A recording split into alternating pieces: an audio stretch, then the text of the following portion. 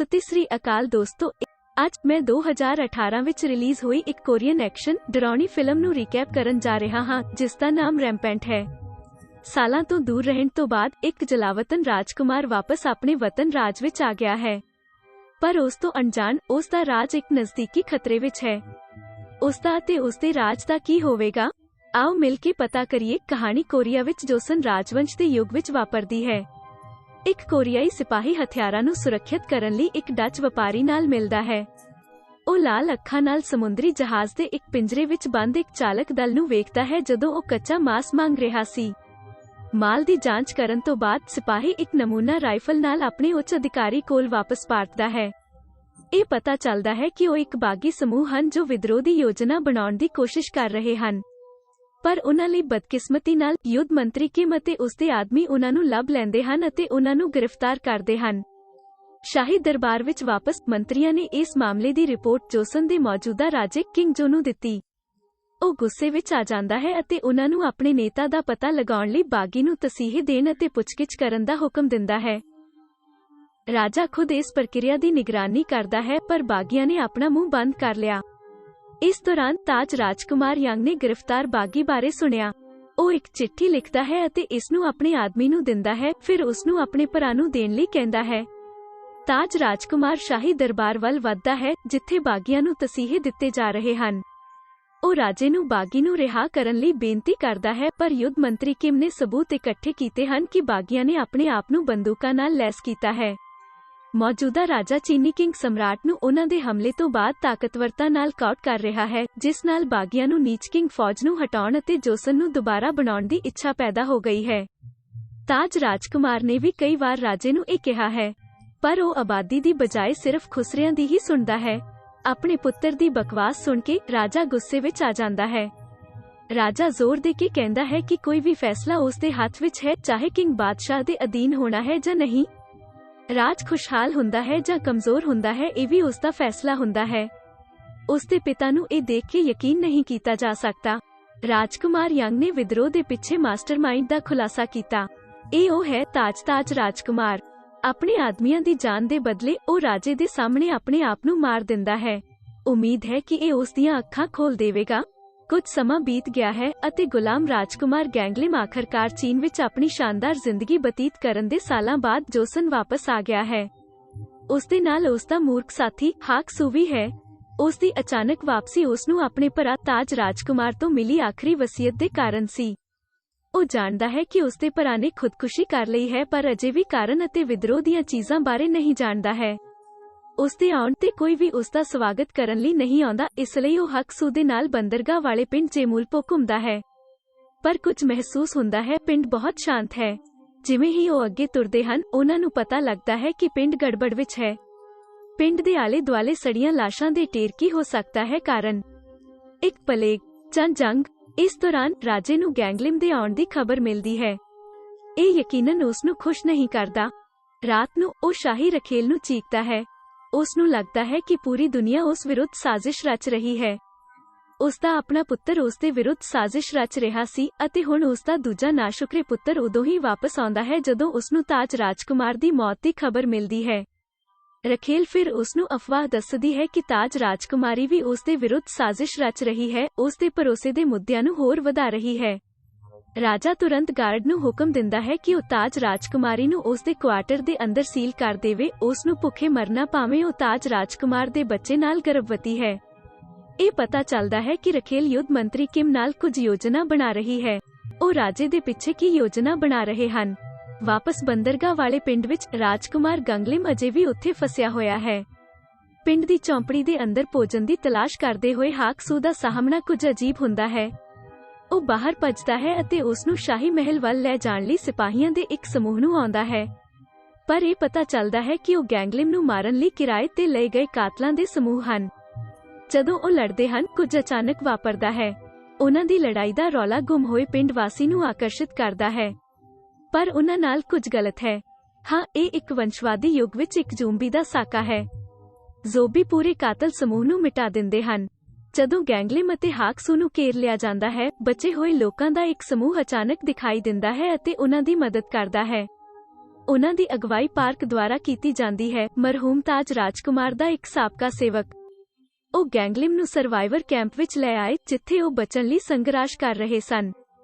ਉਹ ਉਸ ਨੂੰ ਮਦਦ ਕਰਨ ਲਈ ਬੇਨਤੀ ਕਰਦੇ ਹਨ, ਪਰ ਗੈਂਗਲਿਮ ਉਹਨਾਂ ਦੀ ਮਦਦ ਕਰਨ ਵਿੱਚ ਦਿਲਚਸਪੀ ਨਹੀਂ ਰੱਖਦਾ। ਇਸ ਦੌਰਾਨ ਕਾਤਲਾਂ ਵਿੱਚੋਂ ਇੱਕ ਬਚ ਜਾਂਦਾ ਹੈ ਅਤੇ ਆਪਣੇ ਮਾਲਕ ਕੋਲ ਵਾਪਸ ਚਲਾ ਜਾਂਦਾ ਹੈ।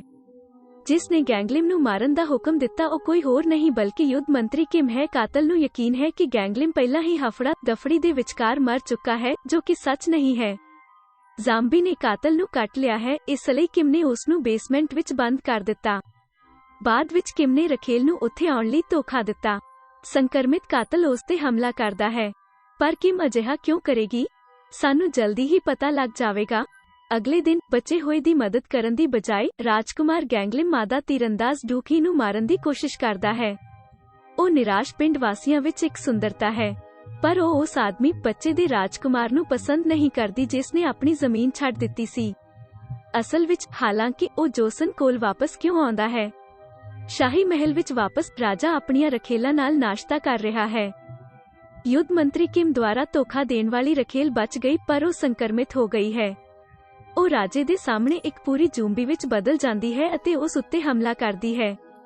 ਰਾਜਾ ਨਹੀਂ ਜਾਣਦਾ ਕਿ ਕੀ ਹੋ ਰਿਹਾ ਹੈ ਕਿਉਂਕਿ ਯੁੱਧ ਮੰਤਰੀ ਕਿਮ ਉਸ ਤੋਂ ਜ਼ੋਂਬੀ ਪਲੇਗ ਨੂੰ ਛੁਪਾਉਂਦਾ ਹੈ। ਗਾਰਡ ਉਸ ਨੂੰ ਖਤਮ ਕਰਨ ਦਾ ਪ੍ਰਬੰਧ ਕਰਦਾ ਹੈ, ਪਰ ਬਹੁਤ ਦੇਰ ਹੋ ਚੁੱਕੀ ਹੈ। ਰਾਜੇ ਨੂੰ ਵੱਢਿਆ ਗਿਆ ਹੈ। ਪ੍ਰਿੰਸ ਗੈਂਗਲਿਮ ਮਹਿਲ ਵੱਲ ਆਪਣੀ ਯਾਤਰਾ ਜਾਰੀ ਰੱਖਦਾ ਹੈ। ਪਾਰਕ ਅਤੇ ਡੁਕੀ ਉਸ ਨੂੰ ਪਿੰਡ ਵਾਸੀਆਂ ਦੀ ਮਦਦ ਲਈ ਫੌਜ ਵਾਪਸ ਲਿਆਉਣ ਲਈ ਬੇਨਤੀ ਕਰਦੇ ਹਨ। ਪਹਿਲਾਂ ਰਾਜਕੁਮਾਰ ਗੈਂਗਲਿਮ ਆਪਣੇ ਰਾਜ ਦੇ ਮਾਮਲੇ ਤੋਂ ਪਰੇਸ਼ਾਨ ਨਹੀਂ ਹੋਣਾ ਚਾਹੁੰਦਾ। ਉਹ ਸਿਰਫ ਅੰਦਰ ਅਤੇ ਬਾਹਰ ਚਾਹੁੰਦਾ ਹੈ ਜਿਵੇਂ ਹੀ ਉਸ ਦਾ ਕਾਰੋਬਾਰ ਪੂਰਾ ਹੁੰਦਾ ਹੈ। ਪਰ ਡਕਹੀ ਨੇ ਉਸ ਨੂੰ ਯਕੀਨ ਦਿਵਾਉਣ ਤੋਂ ਬਾਅਦ ਉਸਨੇ ਉਹਨਾਂ ਨਾਲ ਵਾਅਦਾ ਕਰਨਾ ਬੰਦ ਕਰ ਦਿੱਤਾ। ਉਹ ਉਸ ਨੂੰ ਮਹਿਲ ਤੱਕ ਲੈ ਜਾਂਦੇ ਹਨ, ਪਰ ਉਹਨਾਂ ਨੂੰ ਜੇਮੁਲਪੋ ਦੇ ਬਾਹਰੀ ਹਿੱਸੇ ਵਿੱਚ ਰੋਕ ਦਿੱਤਾ ਜਾਂਦਾ ਹੈ ਕਿਉਂਕਿ ਉਹਨਾਂ ਨੇ ਖੇਤਰ ਨੂੰ ਬੰਦ ਕਰ ਦਿੱਤਾ ਹੈ। ਕੋਈ ਵੀ ਵਿਅਕਤੀ ਬਿਨਾਂ ਇਜਾਜ਼ਤ ਦੇ ਅੰਦਰ ਨਹੀਂ ਜਾ ਸਕਦਾ ਅਤੇ ਨਾ ਹੀ ਨਿਕਲ ਸਕਦਾ ਹੈ। ਇਸ ਲਈ ਪ੍ਰਿੰਸ ਗੈਂਗਲਿਮ ਹਾਕਸੂ ਨਾਲ ਯਾਤਰਾ ਜਾਰੀ ਰੱਖਦੇ ਹਨ, ਪਾਰਕ ਅਤੇ ਦੂਜੇ ਨੂੰ ਉੱਥੇ ਛੱਡਣਾ। ਪਰ ਜਾਣ ਤੋਂ ਪਹਿਲਾਂ ਪਾਰਕ ਉਸ ਨੂੰ ਆਪਣੇ ਭਰਾ ਦੀ ਖੁਦਕੁਸ਼ੀ ਪਿੱਛੇ ਸੱਚ ਦੱਸਦਾ ਹੈ। ਉਹ ਗੈਂਗਲਿਮ ਨੂੰ ਯੁੱਧ ਮੰਤਰੀ ਕਿਮ ਤੋਂ ਸਾਵਧਾਨ ਰਹਿਣ ਲਈ ਕਹਿੰਦਾ ਹੈ। ਇੱਕ ਵਾਰ ਜਦੋਂ ਉਹ ਮਹਿਲ ਪਹੁੰਚਦਾ ਹੈ ਤਾਂ ਉਹ ਸਿੱਧਾ ਆਪਣੇ ਪਿਤਾ ਕੋਲ ਜਾਂਦਾ ਹੈ। ਉਹ ਉਹਨਾਂ ਨੂੰ ਜੈਮੁਲਪੋ ਦੀ ਸਥਿਤੀ ਦੱਸਦਾ ਹੈ, ਪਰ ਅਜਿਹਾ ਲੱਗਦਾ ਹੈ ਕਿ ਰਾਜਾ ਪਲੇਗ ਕਾਰਨ ਹੋਈ ਹਫੜਾ ਦਫੜੀ ਬਾਰੇ ਨਹੀਂ ਜਾਣਦਾ ਸੀ। ਜਿਵੇਂ ਹੀ ਗੈਂਗਲਿਮ ਹੋਰ ਸਮਝਾਉਣ ਦੀ ਕੋਸ਼ਿਸ਼ ਕਰਦਾ ਹੈ, ਮੰਤਰੀ ਇਸ ਸਭ ਨੂੰ ਅਫਵਾਹ ਦੱਸ ਕੇ ਇਨਕਾਰ ਕਰਨ ਦੀ ਕੋਸ਼ਿਸ਼ ਕਰਦੇ ਹਨ। ਉਹ ਹੁਣ ਸਮਝਦਾ ਹੈ ਕਿ ਉਸਦੇ ਭਰਾ ਨੇ ਕੀ ਕਰਨ ਦੀ ਕੋਸ਼ਿਸ਼ ਕੀਤੀ।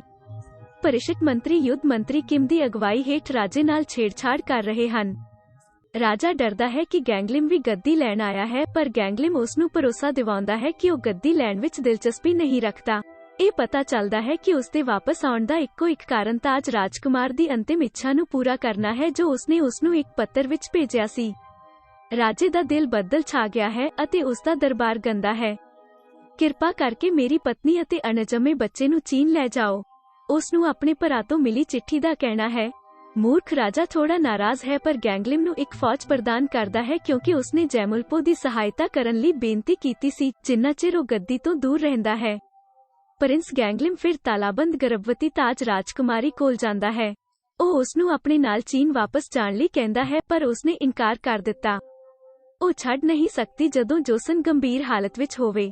ਇਸ ਤੋਂ ਇਲਾਵਾ ਇਨਸਾਫ ਨਹੀਂ ਮਿਲਿਆ, ਪਰ ਗੈਂਗਲਿਮ ਦੁਆਰਾ ਆਪਣੇ ਪਤੀ ਦੀ ਅੰਤਿਮ ਇੱਛਾ ਦਿਖਾਉਣ ਤੋਂ ਬਾਅਦ ਉਹ ਆਖਰਕਾਰ ਸਹਿਮਤ ਹੋ ਜਾਂਦੀ ਹੈ। ਗੈਂਗਲਿਮ ਆਪਣੇ ਭਰਾ ਦੀ ਮੌਤ ਦਾ ਬਦਲਾ ਲੈਣ ਦਾ ਵਾਅਦਾ ਕਰਦਾ ਹੈ। ਅਚਾਨਕ ਹਾਕਸੂ ਬੁਰੀ ਖਬਰ ਦਾ ਟੁਕੜਾ ਲੈ ਕੇ ਆਉਂਦਾ ਹੈ। ਪਾਰਕ ਅਤੇ ਉਸ ਦੇ ਸਾਥੀਆਂ ਨੂੰ ਗ੍ਰਿਫਤਾਰ ਕਰ ਲਿਆ ਗਿਆ ਹੈ।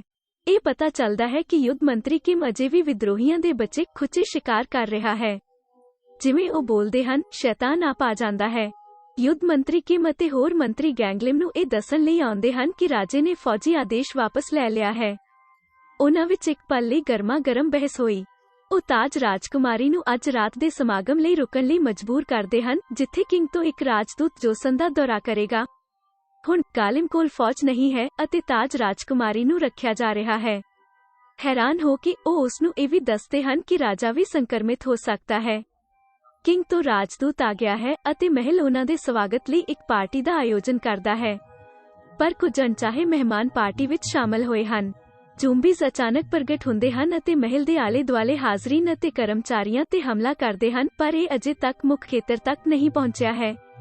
ਜਿਵੇਂ ਕਿ ਪਾਰਟੀ ਜਾਰੀ ਰਹਿੰਦੀ ਹੈ, ਕਿੰਗ ਦਾ ਪਰਿਵਰਤਨ ਉਦੋਂ ਤੱਕ ਸ਼ੁਰੂ ਹੁੰਦਾ ਹੈ ਜਦੋਂ ਤੱਕ ਉਹ ਅੰਤ ਵਿੱਚ ਇੱਕ ਪੂਰਾ ਜ਼ੋਂਬੀ ਨਹੀਂ ਬਣ ਜਾਂਦਾ ਅਤੇ ਇੱਕ ਡਾਂਸਰ ਤੇ ਹਮਲਾ ਨਹੀਂ ਕਰਦਾ।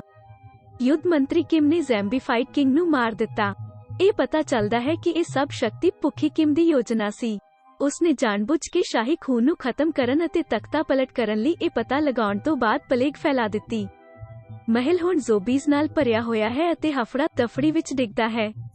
ਪ੍ਰਿੰਸ ਗੈਂਗਲੀਮ ਪਾਰਕ ਨੂੰ ਲੱਭਦਾ ਹੈ ਅਤੇ ਸ਼ਾਹੀ ਗਾਰਡ ਨੂੰ ਉਸ ਨੂੰ ਜਾਣ ਦੇਣ ਲਈ ਮਨਾਉਂਦਾ ਹੈ। ਉਹ ਫਿਰ ਸਥਿਤੀ ਨੂੰ ਸਮਝਾਉਂਦਾ ਹੈ ਅਤੇ ਸਥਿਤੀ ਨੂੰ ਸੰਭਾਲਣ ਲਈ ਉਹਨਾਂ ਦੀ ਅਗਵਾਈ ਕਰਦਾ ਹੈ। ਗੈਂਗਲੀਮ ਪਾਰਕ ਅਤੇ ਹਾਕਸੂ ਜੇਲ੍ਹ ਵੱਲ ਭੱਜਦੇ ਹਨ ਜਦੋਂ ਕਿ ਸ਼ਾਹੀ ਗਾਰਡ ਜ਼ੋਂਬੀ ਨੂੰ ਬਾਹਰ ਆਉਣ ਤੋਂ ਰੋਕਣ ਲਈ ਮਹਿਲ ਦੀ ਕੰਧ ਦੀ ਰੱਖਿਆ ਕਰਦੇ ਹਨ। ਉਹ ਡੁਖੀ ਅਤੇ ਹੋਰਾਂ ਨੂੰ ਜੇਲ੍ਹ ਤੋਂ ਮੁਕਤ ਕਰਦੇ ਹਨ, ਪਰ ਜਲਦੀ ਹੀ ਜ਼ੋਂਬੀਜ਼ ਨਾਲ ਘਿਰ ਜਾਂਦੇ ਹਨ। ਉਹ ਇੱਕ ਖਿੜਕੀ ਨੂੰ ਖੋਲ੍ਹ ਕੇ ਅਲੱਗ-ਥਲੱਗ ਜੇਲ੍ਹ ਵਿੱਚੋਂ ਭੀੜ ਤੋਂ ਮੁਸ਼ਕਿਲ ਨਾਲ ਬਚ ਸਕਦੇ ਹਨ। ਉਹ ਸ਼ਾਹੀ ਗਾਰਡਾਂ ਵਿੱਚ ਸ਼ਾਮਲ ਹੁੰਦੇ ਹਨ ਜੋ ਸੂਰਜ ਚੜ੍ਹਨ ਤੱਕ ਜ਼ੋਂਬੀਜ਼ ਨੂੰ ਰੋਕਣ ਦਾ ਪ੍ਰਬੰਧ ਕਰਦੇ ਹਨ। ਇੱਕ ਵਾਰ ਜਦੋਂ ਸਵੇਰ ਹੁੰਦੀ ਹੈ, ਜ਼ੋਂਬੀ ਸੂਰਜ ਦੀ ਰੌਸ਼ਨੀ ਤੋਂ ਬਚਣ ਲਈ ਲੁਕ ਜਾਂਦੇ ਹਨ ਜੋ ਉਹਨਾਂ ਨੂੰ ਤੁਰੰਤ ਮਾਰ ਸਕਦੇ ਹਨ। ਇਸ ਦੌਰਾਨ ਯੁੱਧ ਮੰਤਰੀ ਕਿਮ ਬਾਕੀ ਮੰਤਰੀਆਂ ਨਾਲ ਲੁਕੇ ਹੋਏ ਹਨ। ਹੁਣ ਜਦੋਂ ਰਾਜਾ ਮਰ ਗਿਆ ਹੈ, ਕਿਮ ਇੱਕ ਕ੍ਰਾਂਤੀ ਨੂੰ ਚੰਗਿਆਉਣ ਲਈ ਗਤੀ ਦੀ ਵਰਤੋਂ ਕਰਦਾ ਹੈ। ਬੇਸ਼ੱਕ ਉਹ ਨਵਾਂ ਆਗੂ ਹੋਵੇਗਾ, ਮੰਤਰੀਆਂ ਵਿੱਚੋਂ ਇੱਕ ਅਸਹਿਮਤ ਹੁੰਦਾ ਹੈ, ਇਸ ਲਈ ਉਹ ਉਸੇ ਵੇਲੇ ਉਸ ਨੂੰ ਮਾਰ ਦਿੰਦਾ ਹੈ। ਸੂਰਜ ਚੜ੍ਹਨ ਤੇ ਉਹ ਰਾਜਕੁਮਾਰ ਗੈਂਗਲਿਮ ਅਤੇ ਤਾਜ ਰਾਜਕੁਮਾਰੀ ਦਾ ਸ਼ਿਕਾਰ ਕਰਨ ਦੀ ਯੋਜਨਾ ਬਣਾਉਂਦੇ ਹਨ, ਪਰ ਇਹ ਪਤਾ ਚੱਲਦਾ ਹੈ ਕਿ ਉਹਨਾਂ ਦਾ ਇੱਕ ਸਿਪਾਹੀ ਸੰਕਰਮਿਤ ਹੈ ਅਤੇ ਇੱਕ ਮੰਤਰੀ ਤੇ ਹਮਲਾ ਕਰਦਾ ਹੈ। ਕਿਮ ਉਹਨਾਂ ਨੂੰ ਸੰਭਾਲਦਾ ਹੈ ਅਤੇ ਜਾਂਚ ਕਰਦਾ ਹੈ ਕਿ ਕਿਸੇ ਹੋਰ ਨੂੰ ਵੀ ਡੰਗਿਆ ਗਿਆ ਹੈ। ਬਦਕਿਸਮਤੀ ਨਾਲ ਇਹ ਪਤਾ ਚੱਲਦਾ ਹੈ ਕਿ ਕਿਮ ਉਹ ਹੈ ਜੋ ਪਹਿਲਾਂ ਸੰਕਰਮਿਤ ਸਿਪਾਹੀ ਨੂੰ ਸੰਭਾਲਦੇ ਸਮੇਂ ਡੰਗ ਮਾਰ ਗਿਆ ਸੀ। ਮੰਤਰੀ ਘਬਰਾ ਗਏ ਕਿਉਂਕਿ ਉਹ ਇੱਕ ਦੂਜੇ ਨੂੰ ਮਾਰਨ ਦੀ ਕੋਸ਼ਿਸ਼ ਕਰਦੇ ਹਨ। ਕਿਮ ਉਹਨਾਂ ਸਾਰਿਆਂ ਨੂੰ ਮਾਰ ਦਿੰਦਾ ਹੈ, ਉਸ ਨੂੰ ਇਕੱਲਾ ਛੱਡ ਕੇ ਹੌਲੀ-ਹੌਲੀ ਇੱਕ ਜ਼ੋਂਬੀ ਵਿੱਚ ਬਦਲ ਜਾਂਦਾ ਹੈ। ਵਿਅੰਗਾਤਮਕ ਤੌਰ ਤੇ ਉਸ ਦੀ ਆਪਣੀ ਯੋਜਨਾ ਪਿੱਛੇ ਹਟ ਰਹੀ ਹੈ। ਉਹ ਆਪਣਾ ਹੱਥ ਕੱਟਦਾ ਹੈ ਅਤੇ ਫਿਰ ਸਿੰਘਾਸਣ ਦੇ ਕਮਰੇ ਦੇ ਦੁਆਲੇ ਘੁੰਮਦਾ ਹੈ। ਸ਼ਕਤੀ ਪਾਗਲ ਕਿਮ ਪਾਗਲ ਹੋ ਗਈ ਹੈ।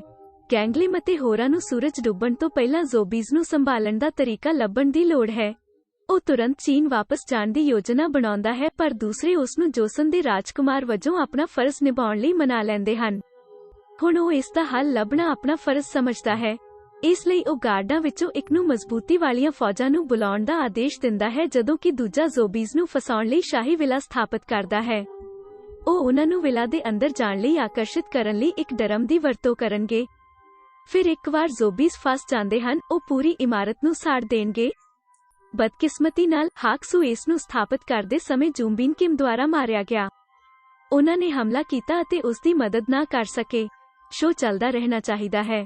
ਹੁਣ ਜਦੋਂ ਸੂਰਜ ਹੇਠਾਂ ਆਉਣਾ ਸ਼ੁਰੂ ਹੋ ਰਿਹਾ ਹੈ, ਜ਼ੋਂਬੀ ਫਿਰ ਤੋਂ ਹਿੱਲਣਾ ਸ਼ੁਰੂ ਕਰ ਦਿੰਦੇ ਹਨ।